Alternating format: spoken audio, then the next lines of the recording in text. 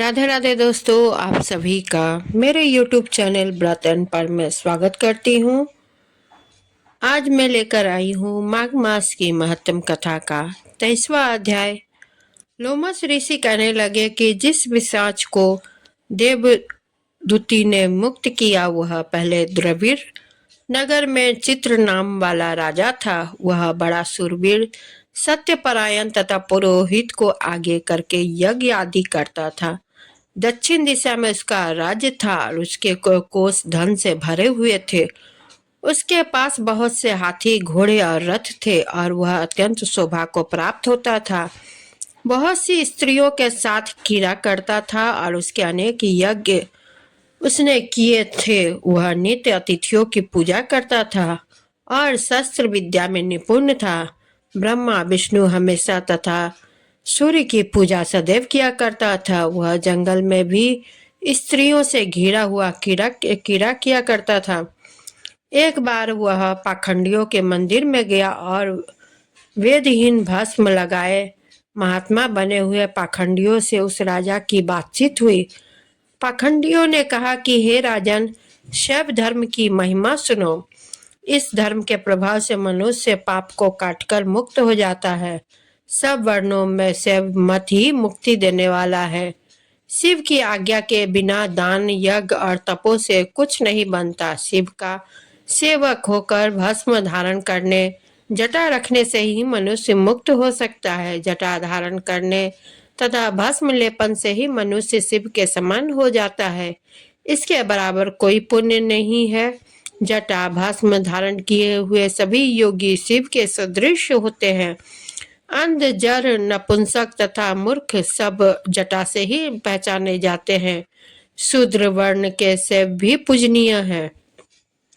विश्वामित्र क्षत्रिय होकर तप से ब्राह्मण हो गए। वाल्मीकि चोर होकर उत्तम ब्राह्मण हो गए। अतएव शिव पूजन में किसी बात का विचार नहीं है। तब से ही ब्रह्मत्व प्राप्त होता है, जन्म से नहीं। इस कारण के शैव का दर्शन उत्तम है तथा शिव के सिवाय दूसरे देवता का पूजन ना करे। शिव तपस्वी को विष्णु का त्याग करना चाहिए।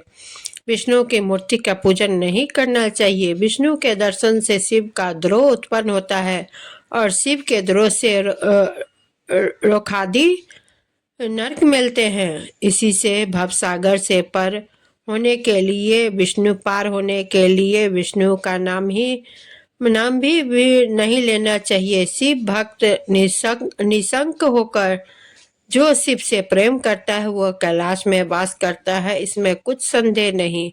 इस धर्म का पालन करने वालों का कभी नाश नहीं होता। इस पाखंडी के ऐसे वचन सुनकर राजा ने मोह में आकर उनका धर्म ग्रहण कर लिया और वैदिक धर्म को त्याग दिया। वह श्रुति, स्मृति और ब्राह्मणों की निंदा करने लगा। उसने अपने घर के अग्निहोत्र को बुझा दिया और धर्म के कार्य बंद कर दिए। विष्णु की निंदा और वैष्णवों से द्वेष करने लगा और बोला, कहाँ है विष्णु? कहाँ देखा जाता है? कहाँ रहता है? किसने देखा है? और जो लोग नारायण का भजन करते थे उनको दुख देता था। पाखंडियों का मत ग्रहण कर राजा वैदिक धर्म, व्रत, दान और दानियों को नहीं मानता था। अन्याय से दंड देता वह कामी राजा सदा स्त्रियों के समूह से घिरा रहता और क्रोध से भरा रहता। गुरु तथा पुरोहितों के वचनों को नहीं मानता था। पाखंडियों को पर विश्वास करता हुआ उनको गांव, हाथी, घोड़े और सुवर्ण आदि देता था। उनके सब कार्य करता था। भस्म धारण करता और मस्तक पर जटा रखता और जो कोई विष्णु का नाम लेता उसको मृत्यु का दंड दिया जाएगा। यह ढिंडोरा उसने पिटवा दिया था। उसके भय से ब्राह्मणों तथा वैष्णवों ने उस देश को छोड़ दिया और दूसरे देश चले गए। सारे देशवासी केवल नदी के जल से जीते थे। जीविका से दुखी होकर वृक्ष आदि नहीं लगाते थे, न ही खेती बाड़ी करते थे। प्रजा अन्न के अभाव उसे गला सड़ा अन्न भी खा लेती थी। आचार विचार, अग्नि, क्रिया सबको छोड़कर काल रूपी की तरह वह राजा शासन करता था। कुछ काल पश्चात उस राजा की मृत्यु हो गई और वैदिक रीति से उसकी क्रिया भी नहीं की गई। यह यमदूतों से अनेक प्रकार के दुख उठाता रहा। कहीं कहीं लोहे की कीलों पर से चलना पड़ता तो कहीं जलते अंगारों पर चलना पड़ा। जहाँ सूर्य अति तीव्र था और न कोई छाया का वृक्ष था। कहीं लोहे के डंडों से पीटा जाता तो कहीं बड़े बड़े दांतों वाले भेड़ियों और कुत्तों से काटा काटा गया। इस प्रकार दूसरे पापियों का हाहाकार सुनता हुआ वह राजा यमलोक में पहुंचा। दोस्तों, 23वां अध्याय यही समाप्त होता है। आप सभी को यह अध्याय कैसा लगा सुनने में कमेंट जरूर करें और वीडियो को लाइक शेयर करें, चैनल को सब्सक्राइब करें। इसी के साथ मैं विदा लेती हूँ। धन्यवाद।